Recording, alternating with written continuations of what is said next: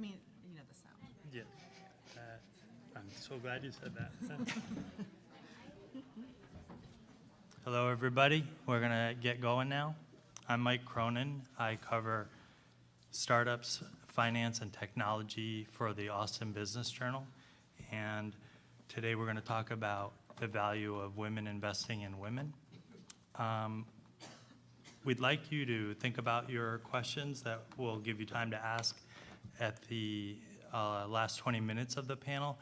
But we'd also like to request that you keep your questions in a way that they can benefit everybody and not tell your personal story and get personal advice. If you want to do that, you can talk to the panelists after. We'd like to ask first, how many of you are entrepreneurs? Okay. And how many of you are investors? Great, thank you. All right, I'm going to let each of our panelists introduce themselves. You want to start? Oh. Hi, I'm Pam Ryan, and I am the managing partner of the Tingari Group, which includes the Tingari Foundation. I manage a range of assets which range from a venture capital to a sheep station in Australia. I, like many women, am very difficult to confine to a label or a box. And so I am a trained psychologist in Australia. I have lived in the United States and particularly in Austin, Texas for the last 30 years. And I was here in Austin as Austin became explosive with growth and watched a lot of the local legends being born, including Austin Ventures and Silicon Labs, Home Away, Kendra Scott Jewellery, and even South by Southwest. So during that time, I did my PhD at the University of Texas, and I often joke that I was a PhD, but I was a dumb blonde. I deferred investment decisions to my partner and allowed that to send me off all over the world doing humanitarian work as a psychologist. But when he and I separated, I worked out that the buck stops with me, and I need to take responsibility for the dollars that I invest and the dollars that I spend. So that, and up until then, I'd also been a fairly passive limited partner in Austin Ventures as well as other venture capital firms.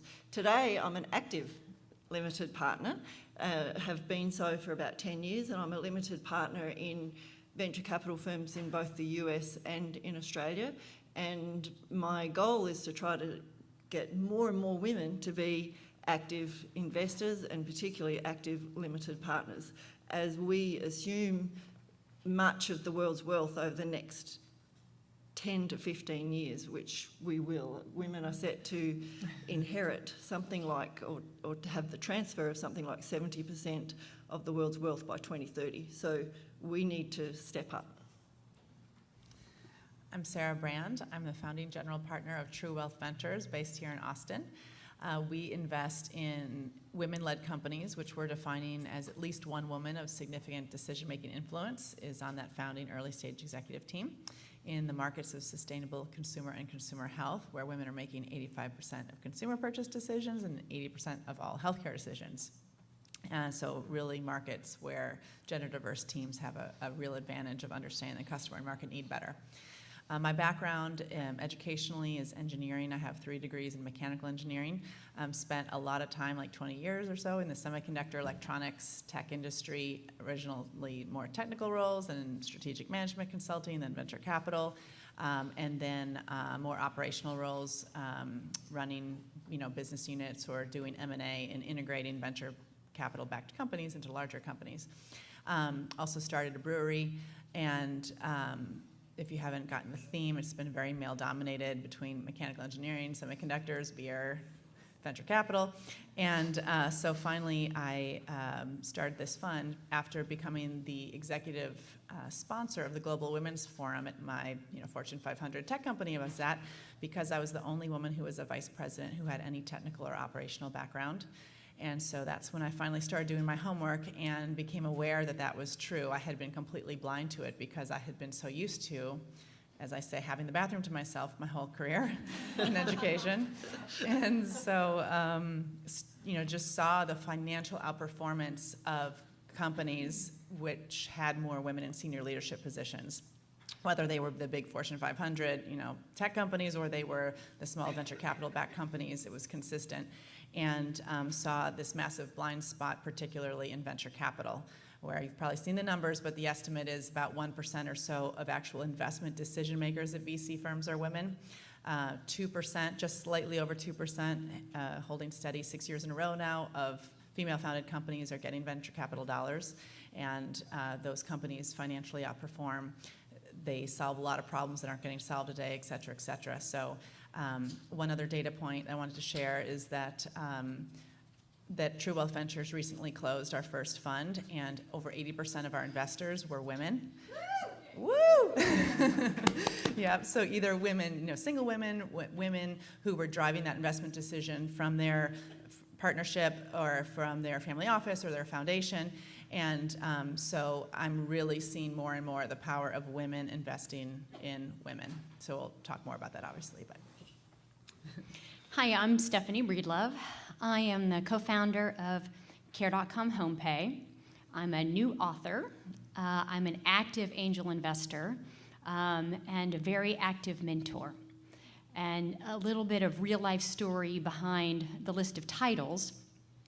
The real-life story is I, for some strange reason, tossed aside a thriving career with Accenture to co-found a self-funded business in 1992 that started in my basement and grew from startup to scale to exit out of profitability, because in 1992, the funding ecosystem, as difficult as it is today, was almost non-existent for the entrepreneur. And the entrepreneur was almost a misunderstood or non-existent word then.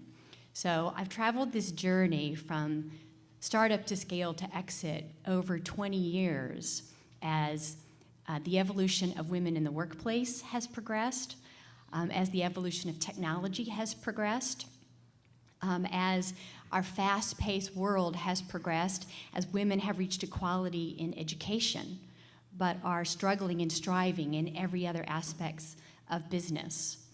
And today, I am actually paying it forward as an angel investor, as a mentor and an author, to try to play my singular role in being early in the evolution to help women who are founders and want to be investors be it because they can see it.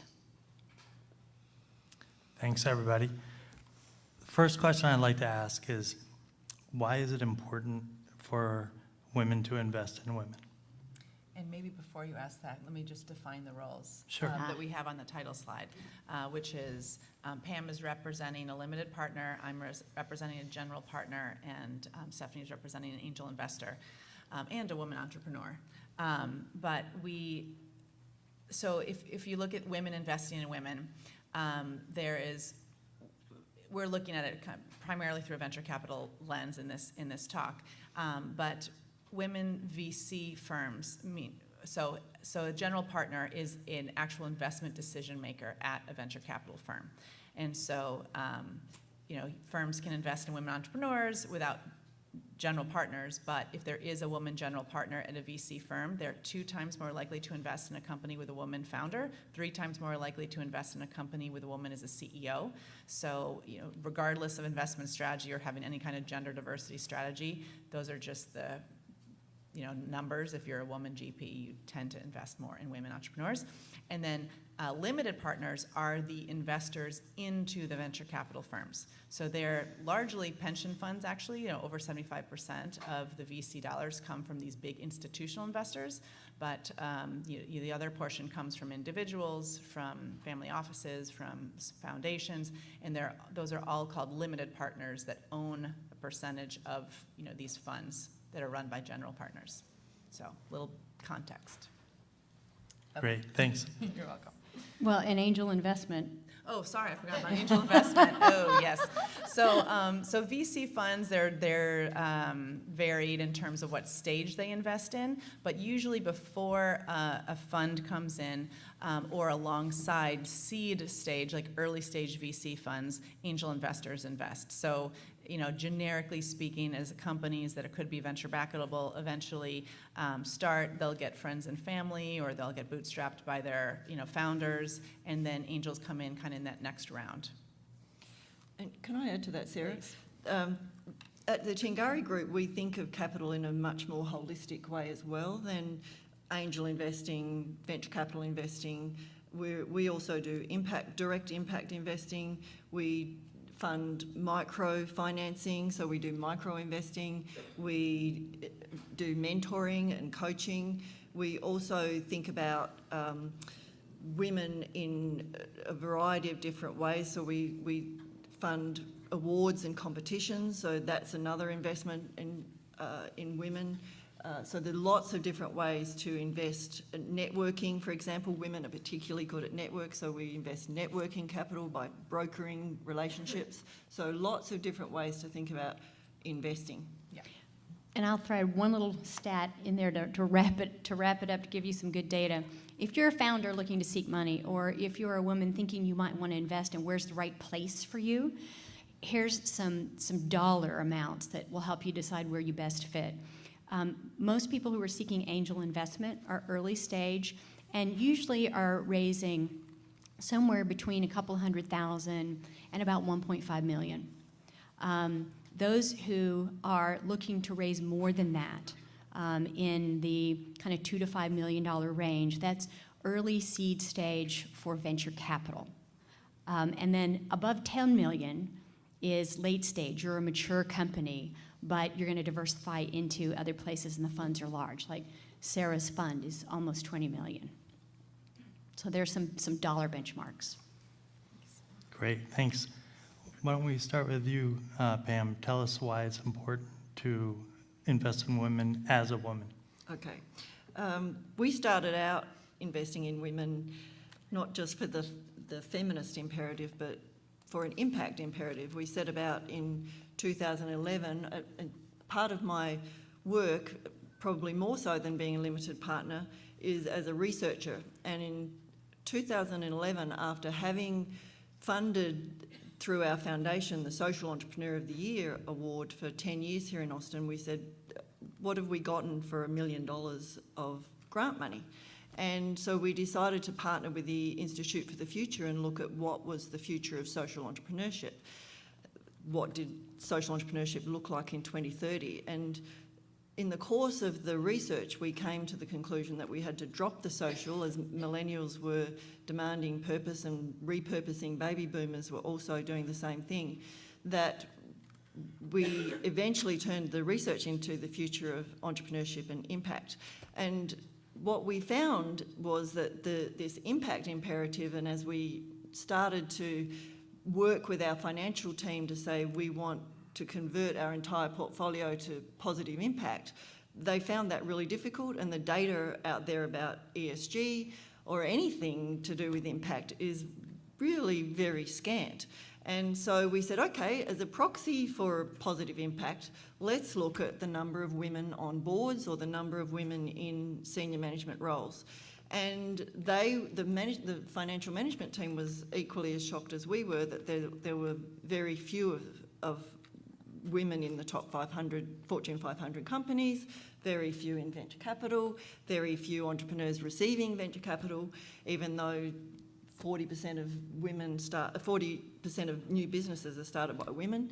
And so we decided that we would convert the portfolio as a first effort to women, and then we started looking at the performance data for women. And it turns out that women, whether it's their presence in a Fortune 500 company, in a venture capital fund, in a startup, the performance of women makes a huge difference, or the inclusion of women makes a huge difference to the financial performance of that company.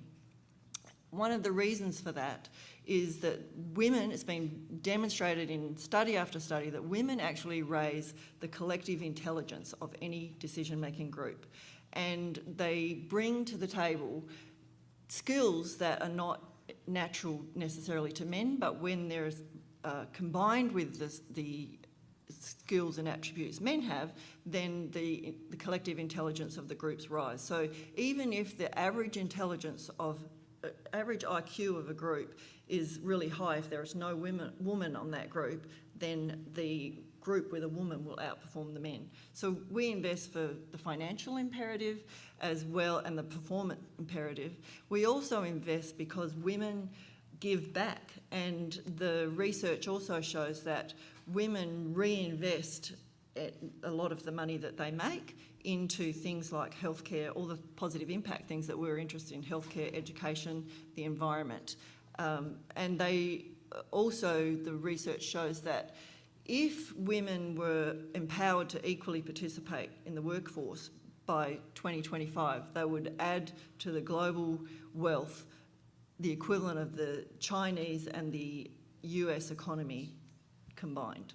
So we invest for both the micro benefits of the group intelligence and better decision making, but we also invest for what comes back to the whole of society. So as a general partner at a VC firm, our proactive investment strategy is to invest specifically and only in what we're calling women-led companies. And it's primarily a financial thesis that, like Pam just reviewed a lot of numbers, so companies with more women in senior leadership perform significantly financially better.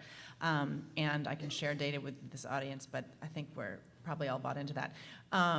So the reasons why we do that beyond the financial thesis is that it's been shown, again, for venture capital funds that bring a woman investment partner on board, that actually doesn't move the needle much in terms of, 2% of VC dollars are going to women-led companies today. So yes, with a GP on board that's a woman, the chance of that fund investing in a women-led company goes up 2x, but that means that's 4% of the portfolio.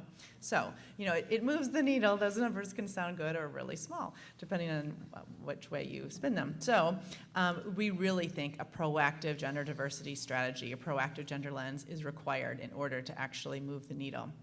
And so I think as a woman, that's why we're really being proactive, because there's such unconscious bias out there, and it's not male investors not investing. Well, it's not male investors against women entrepreneurs. It's culture against women entrepreneurs.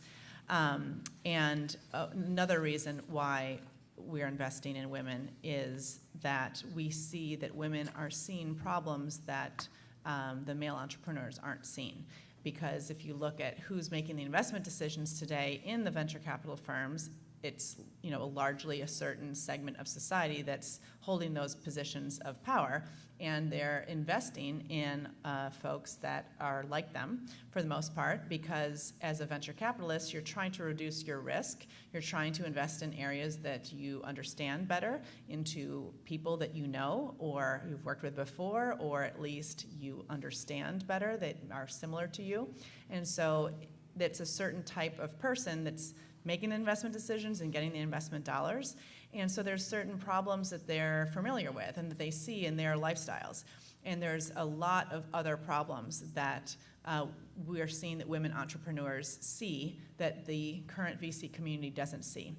So lots of areas of innovation that have not been innovated on, especially in these areas, improving environmental and human health, because women just have a front row seat in those markets. So why do I invest in companies founded by women? And we were trickling down to the individual story. I'm here to encourage you, and it's why you're in this session, to not do what I did and have it just kind of, organically happen over decades, but to consciously make choices. When you walk out of this room today, as you run your business, or as you have means to begin to decide, how am I going to grow my financial nest egg for retirement? I mean, it comes down to the individual level. And I say that because I think I've obviously always been innately passionate about the power of women financially in deciding to co-found a company. 2/3 of our management team was women, which we started growing over 15 years ago, which was rare. And the company started to scale and grow success. And in an industry where our clients were largely women making decisions. And about 15 years into my entrepreneurial journey, the company started doing really well, really scaling big. Big discussions about diversifying into new products and services, growing a big management team, maybe a private equity partner. And my co-founder is a male, happens to be my husband. And I said to him one day, I said, you know, I thought when we finally kind of made it, that life would be easy, that success would bring everything from comfort to lots of friends and camaraderie. And I'm more alone than I've ever been in my entire life because I don't have any cohorts who run businesses over 10 million in revenue who are female, who think about how am I going to participate in investing financially for my own future. I was not yet thinking about the ecosystem that my peers are talking about. And about every 6 months, I would say this to my husband, and I would say, do you feel this way? Is this just kind of a success thing? And finally, he said to me after maybe the 5th time in 2 years, he said, listen, you've chosen this path, and it's a great path, and you're early in the evolution, and you're rocking it, and I'm really thrilled. But you need to let this go, because no, I don't feel like you. There's a man on every corner doing what I'm doing. And I said, okay. And I let it go for about 5 years. And then an exit came, and I said, what do I do next? If I'm not going back into business, how do I pay it forward and how to be a part of this ecosystem that has been so amazing for me?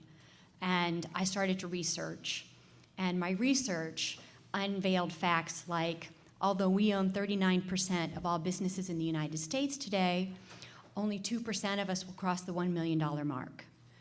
We employ only 4% of the US workforce. We generate only 4% of revenue in the United States, and we employ only 6.2% of our workforce. And why? Barriers that are a part of the evolution. And how do we knock down those barriers? We all agree with 100% certainty that access to capital is a significant way to knock down those barriers. And I believe that what we do individually matters. It's the first steps in the 10-step process to build long-term systemic change. And so I said, I've had this great life as a female entrepreneur, and I'm early in the evolution. So I am going to grow my financial skill, and I'm going to learn how to be an angel investor. I'm going to learn how to be a mentor, besides as the CEO of a company. I'm going to learn to lead deals, and I'm going to learn to manage a portfolio of investments. Now, I didn't say anything about women just now, did I? But I entered the space, and to be honest with you, my portfolio has teams led by men and women. But when I choose to engage with my time as a deal lead, as a board member, as a mentor, it's always with women. Because as Pam shared, the statistics are there that we can be as good, if not better, as founders and investors. We just need people like us to help start breaking down the barriers. So that's why I invest. Thanks. All of you have given different data on the business performance and financial performance outdoing companies that don't have women in charge. And these data go back at least 2 decades. Why isn't anyone doing anything with this? If it shows that performance will improve, period, why aren't the investors paying attention? I think the strength of the data and the breadth of the data is only really happened this decade.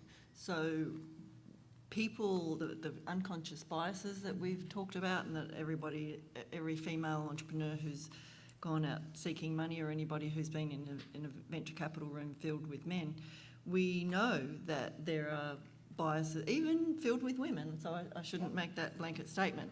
When we first looked at investing as part of our Tingari Group portfolio, started looking at specific venture capital firms we would invest in, one being True Wealth Ventures, and a majority of the financial management team said, well, Sarah and Kerry don't have a track record of investing together, so we can't invest in them. We recommend you do not do that. And so we said, well, hold on a minute, that's a very rigid perception of what is success and what is a track record. If only 2% of venture capital goes to women, if only 1% of women make up venture capital decision-making team, then how can they possibly, in all of America, have worked together over several years?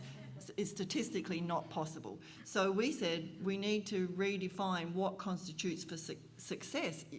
You cannot find a venture capitalist more qualified than this lady and her partner, and they have a very great track record of success. It just wasn't together. So I think we have very 20th century models of what constitutes success, and where our minds are taking a while to catch up to what the evidence is so compellingly telling us.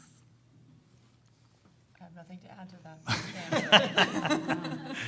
that. Stephanie? I mean, just, in summary, our cultural norms are older and stronger in business than our brand new data. And the data's accurate. We just need voices to bring the data into the boardroom. It begins here, and I'm looking at a room full of largely of women. But this is where it begins, and it has to have a swift and a strong trajectory from here into the boardroom where there are men sitting at the table, because data talks, and it's on the way, but we are a part of that path. And the evidence is what we need to keep trumping as women, as men. We need to keep bringing that evidence to the consciousness of whoever is making those kinds of decisions, because one of the fundamental biases of human beings is we see what we believe. So we have to, as people out looking for money or trying to change behaviours, we have to keep throwing up the evidence and saying, well, what you believe is actually not quite right. The evidence is suggesting something else. Another thing that fascinates me is the unconscious bias that each of you have mentioned. Can you go a little bit deeper into that and tell us how the unconscious bias also affects women, and why does that happen? Mm-hmm. Maybe I'll tell a story. I went to, I'm sure she won't mind me sharing this because she spoke about it in her session yesterday. One of the direct impact investments our Tingari Group does is in the company Verb, a local Austin company that started about 5 years ago by Susie Sosa and Tom Meredith. It was a spin out from the University of Texas, and it ran competitions to build a social impact ecosystem around the world. So they had $5 million from Dell, and they were extraordinarily successful within UT. They spun it out from UT. Susie, as an entrepreneur, wanted to grow a $500 million company, and she realised that the competition business it was more of a consulting business. They were providing a service of running competitions, and she couldn't see that becoming a $500 million company. So she was talking yesterday about this phase of the business that was Verb 101 as being a failure. And yet if I was looking at that as just another business person saying, share what it is about your business, what was your growth and what was the annual income, she was not a failure and the company was not a failure. So I think women can be our own worst enemies as well, and the facts again speak for themselves. If even when decision makers know they're being observed. For example, South by Southwest, somebody tweeted this morning that of the 600 pitches that came before South by Southwest, in the entertainment and film section, there's one female judge amongst all male judges said that of the 8 pitches that she was a part of, not a single female was part of it. So even when we know we are trying to be inclusive and trying to include women, we don't. And it's very embedded in the way we think of ourselves as well as how others think of us. So it needs to be proactive. And as the woman who heads up the Global Summit for Women, which is being held in Sydney this year in about a month's time, said, if you don't believe in quotas, get over it, because quotas are going to be one of the ways that we get rid of those biases, because the data also show when you've got a woman, the performance is there. So maybe I'll touch on 2 things. One is kind of a cultural bias, I guess, in terms of women as investors. And there was a global study that was done researching both women's and men's perspectives on their financial literacy. And it was women in the United States that rated about the highest, or they were on par with another country in terms of the highest financial literacy globally, but they rated themselves lowest.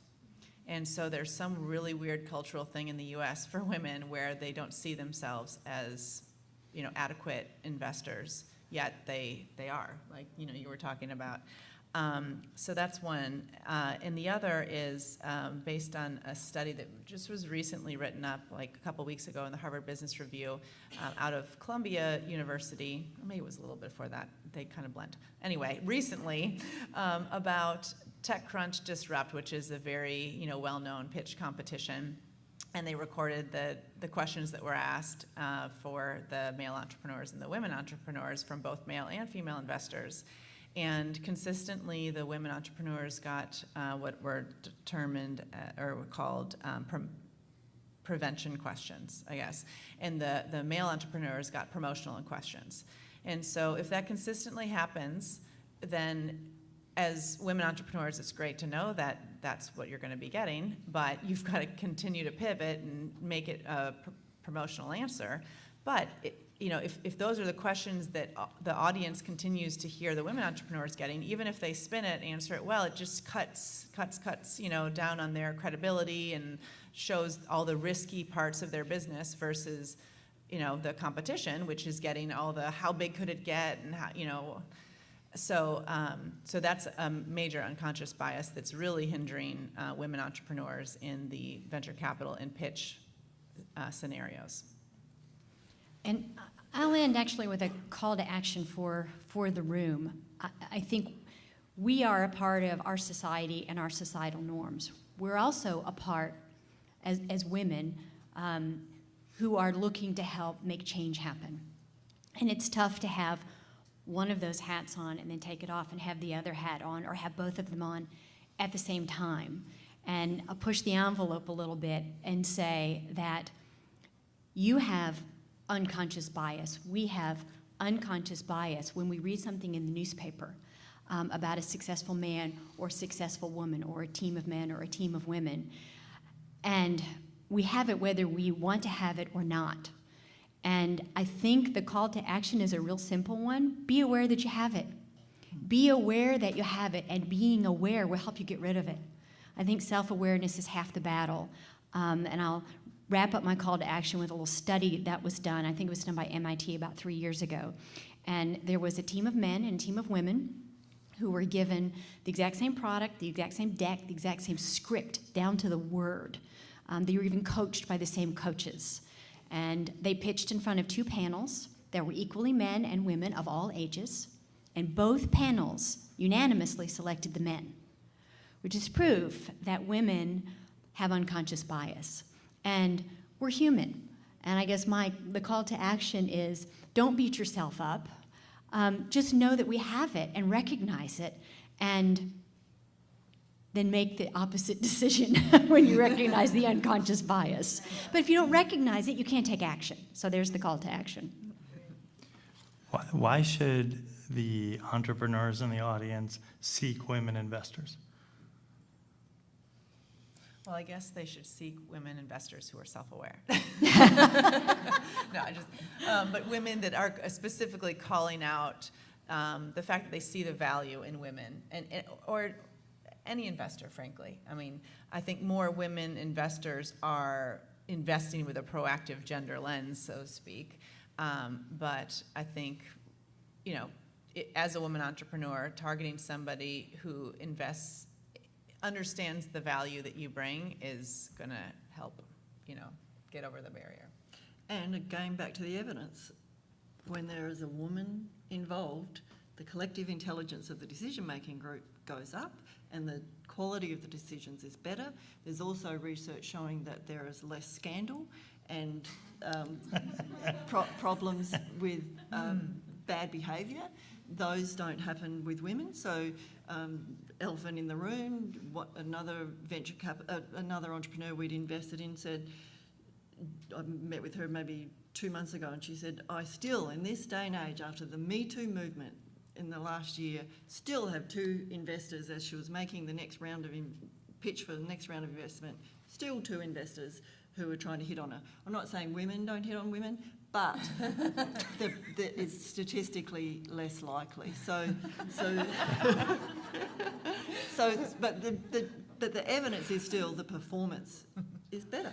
And actually, there's a great data point that when women VCs invest in women entrepreneurs, their chance of a successful exit goes up by 32.1%. So there's great data. Yeah. I think you should seek out women investors for 2 reasons. One is, as Pam said, they're going to understand your business, even if your business is highly technical. They're going to understand your business, or want to understand your business in today's ecosystem, I think, more easily than a man.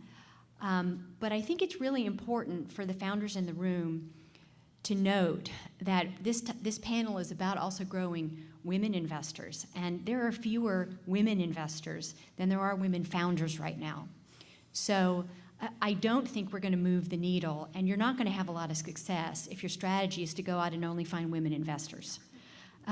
Your strategy needs to look for good investors, period.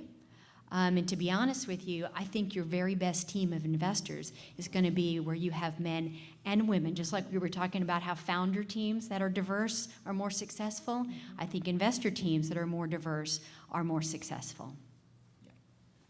Thanks. We're going to open up to questions in 1 second. I'm going to ask each of you to give a couple things to the audience that they can do as soon as they walk out of the room today or tomorrow that would advance the cause. And I wanted to let everyone also know that Stephanie will be signing her book from 5 to 5:30 in room 10C on the 3rd floor of the Austin Convention Center, if you want to go. So yeah, give some advice to these folks.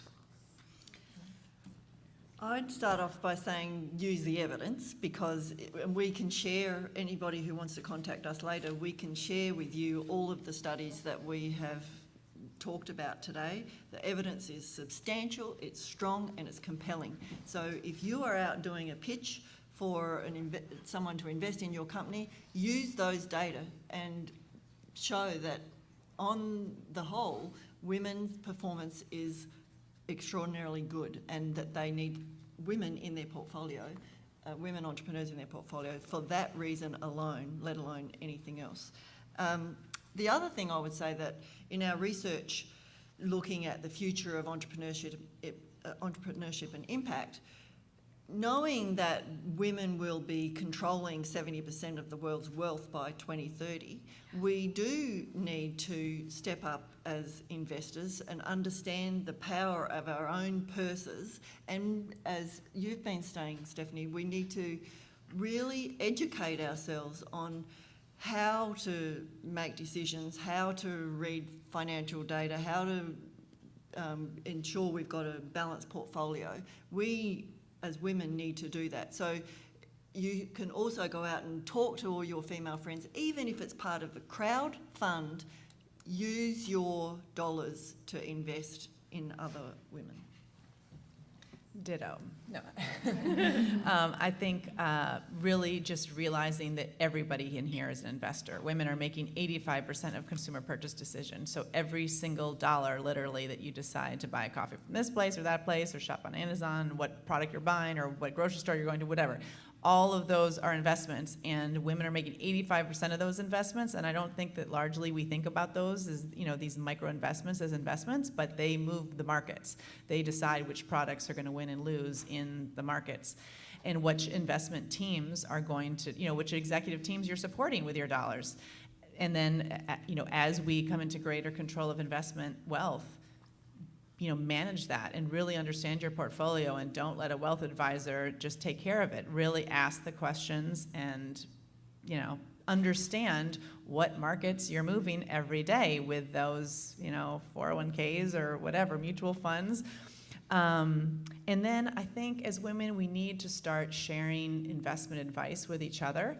That's one of the things we've seen with over 80% of our investors being women. A lot of the women just were never asked to invest in a venture capital fund before, because when they go to the cocktail parties, they're talking about other stuff, whereas a lot of the guys are like, hey, I got this fund opportunity and I can let you in or whatever. It's just not part of the conversation that we have with our friends, and I think that that should change so we can wield our power. And my thoughts are kind of wrapped around simple, actionable things that you can do as an individual. In the media, we read about how we need to break down the barriers. We need more women in boardrooms. We need more women who are venture capital partners. But I think sometimes the solutions that are on the page are too upstream. And as individuals, even sitting in this room, we think to ourselves, we're waiting for the people to solve the barriers so things will get easier. Well, the reality is, we are the people. Mm-hmm. We are it right now. This is it.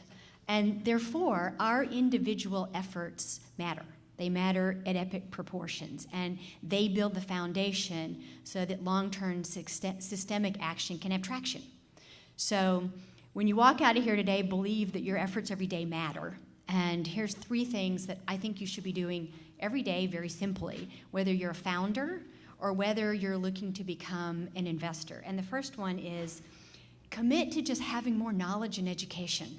And it doesn't have to take days and months and weeks and years. We're not talking PhDs. We're talking about taking 20 minutes a day to read 3 articles in the ecosystem. Know that there are 11 million female founders in the United States, and only 2% of us are crossing the $1 million mark. That basic information alone helps drive your decisions. Listen to podcasts, attend a few seminars.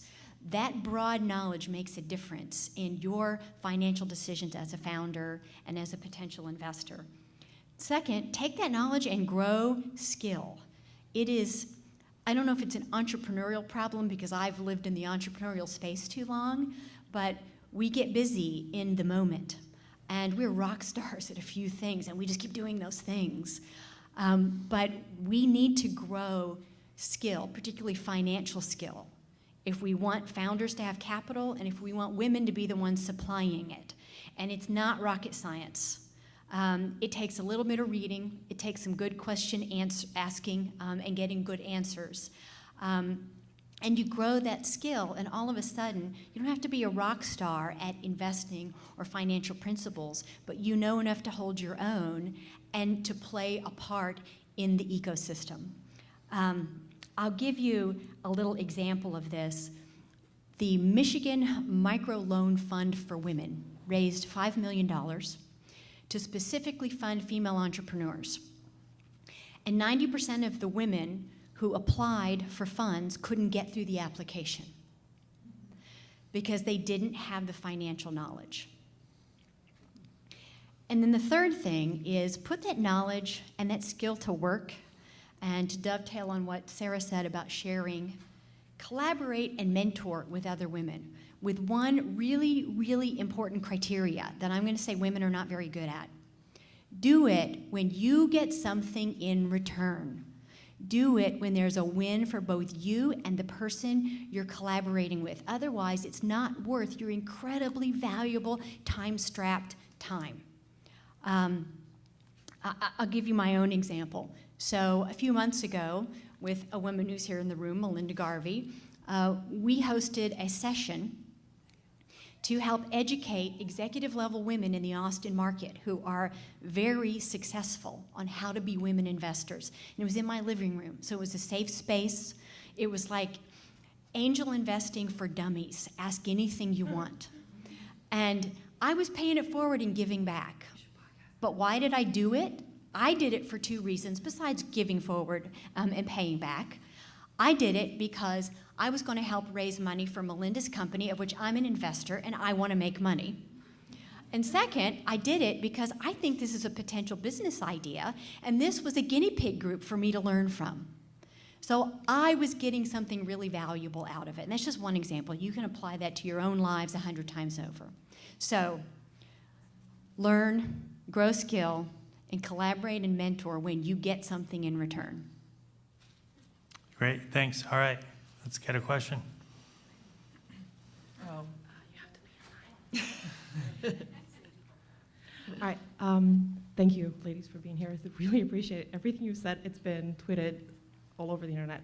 My name is Monica Antohi. I run the business magazine for women, and I would love to talk to all of you after, if possible. But how do we get in front of male investors and not deal with all that bias? How do we get in front of them and pitch what we need to pitch and just get through the message, get the message through and make sure that they're talking to us like they would talk to any other person in the room, and male or female? How do we do that? Good luck, thank you. Yeah. Enjoy.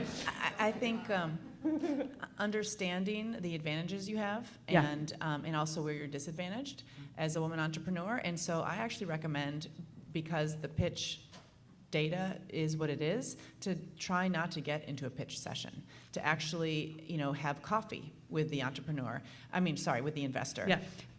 And have it more conversational and know how to expect and don't get aggravated at the preventional questions and spin them into promotional. Awesome. And stay, positive.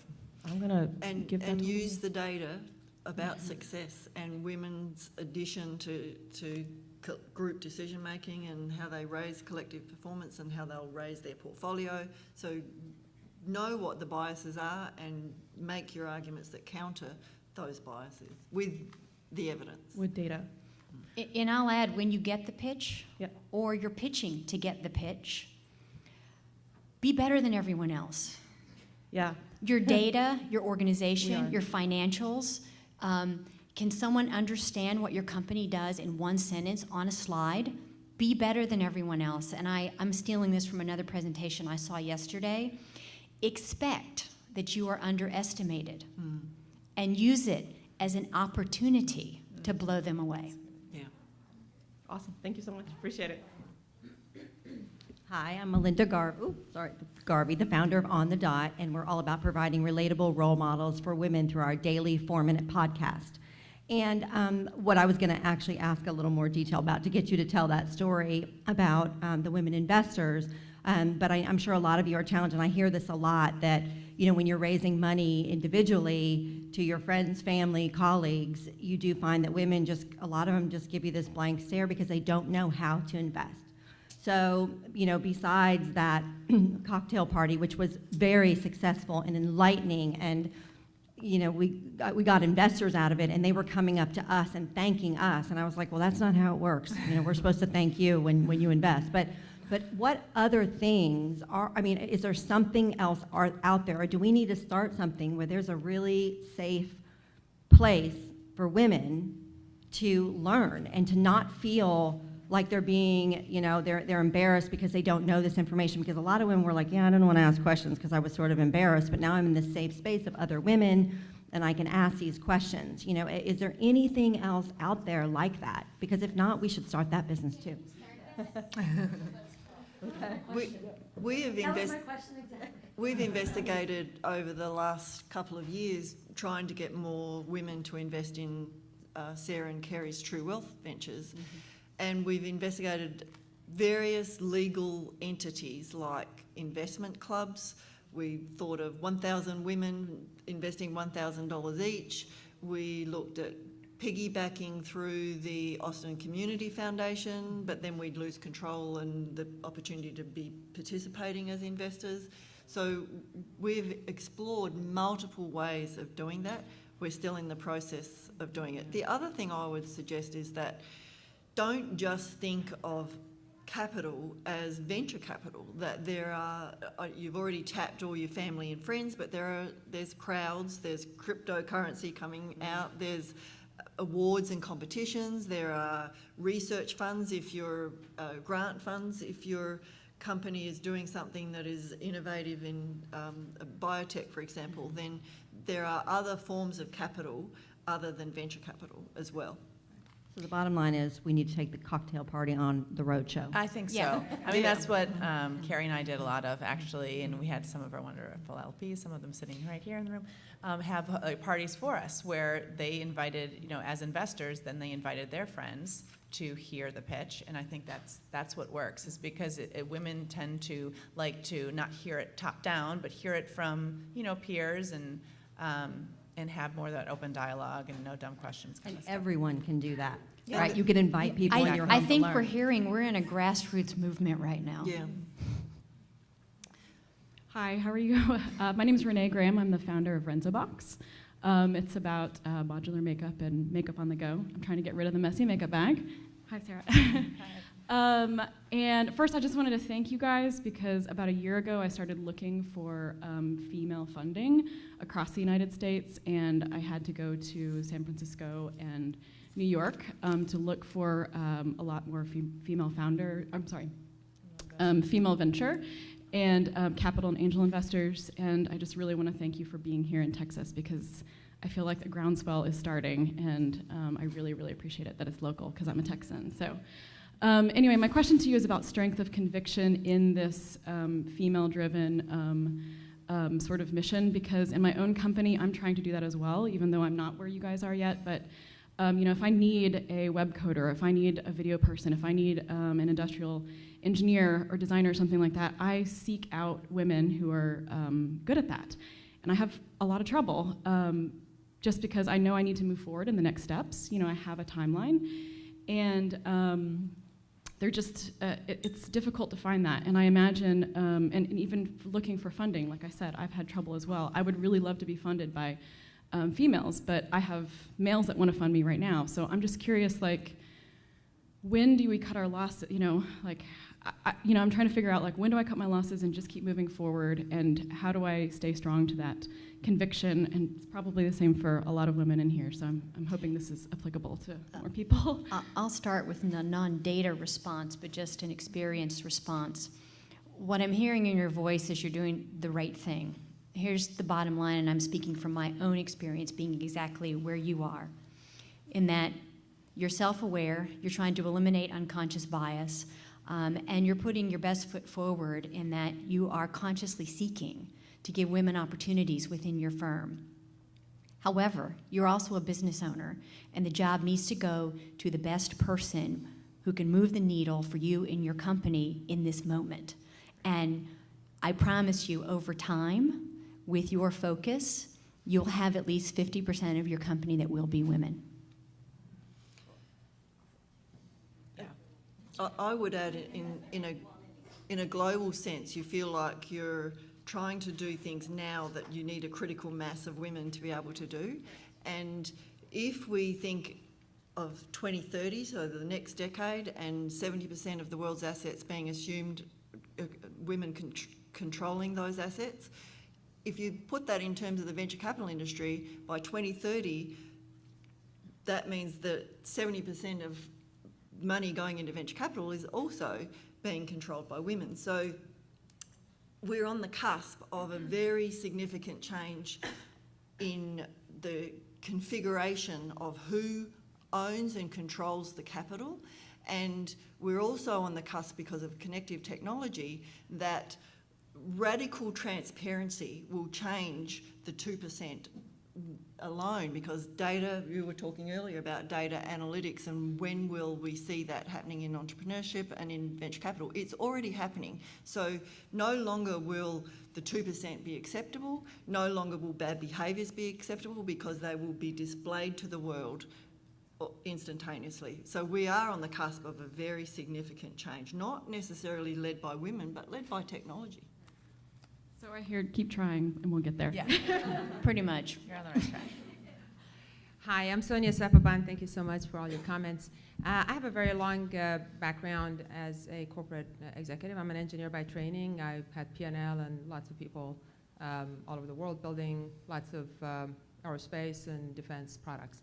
And during that time, I was a tomboy, and I was one of the boys, and I did okay. But you talked about data, and having been in that role, there is data, and so I'm interested to learn if you know of other data that's available. And when I looked, there was not really contextual, very relevant, and detailed enough data for me or any executive to look at it and run the D&I and improve D&I like we did everything else. You have sales or goals or margin or anything else. And that's very important, because as much as we talk about tech, and it's very, very important, I'm also in tech, I'm also an angel investor, 80 plus million people in this country, over about 70% of all the workforce, works for 2% of the companies in this country. So there's relatively few number of companies that control this whole thing about D&I of a lot of the workforce. So if inside of the companies, people like me at senior levels, at management levels, had the tools or the data that they felt was relevant. It's not just, in your region, it's like, I always thought, I'm in defense, I'm at a tank plant, we're probably okay, even though we really weren't that great at all.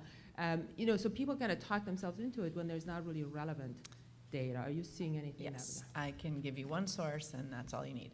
It's McKinsey & Company, Women Matters. And they've got a huge body of research, and they partner with Lean In, Sheryl Sandberg's group, Wall Street Yes. Journal. They're definitely on the arm of all those 2% CEOs anyway. I hired McKinsey. I had consultants, Right. all of them. And they have data, but they do these surveys like once a year, and it's still very easy to disregard it when you're sitting. And I sit on a public board now, and all these things. When you sit on boards and things, it's very easy to say, "Oh, that's nice." But that's once every other year, or it's a big survey, Right. and it's a few hundred companies. How representative is it of us? I'm just pointing a pain point that I saw as an operating executive. No, and you're exactly right. And to share, and I'm looking at a relatively young room in here, have patience. We didn't start collecting data on women in entrepreneurship nationwide in the United States until 1997. It's only been 20 years. And the reality is the body of data that people start to pay attention to, as Pam was talking about, we're 20 years in, and your question is relevant. We probably need a couple more decades, which is unfortunate. But more and more studies are being done every year. In the beginning, it was just studies being done every 5 years when the survey of business owners was conducted. Now institutions are going deeper, and they're doing it every year, and more data is coming, as Sarah just It's referenced. really solid now. No, it's certainly Then improved. I would say it won't take 2 decades because of radical transparency. That the Yeah. next decade we'll see those data, and there'll be substantial cross-referencing to all the data. I was going to say the same thing. I'm not that patient, but I'll talk to you offline. We're almost out of time, but ask it real quick and see if we can answer real quick. Okay. Thank you so much for all of your comments. I really appreciate it. My name is Brooke Epley, and I would call myself a beginning angel investor. Sarah, you talked a lot about the importance of there being more female GPs. And as the work that I've been involved in has involved the evaluation of the business models of hundreds of startups and negotiating deals, but not in an investment context.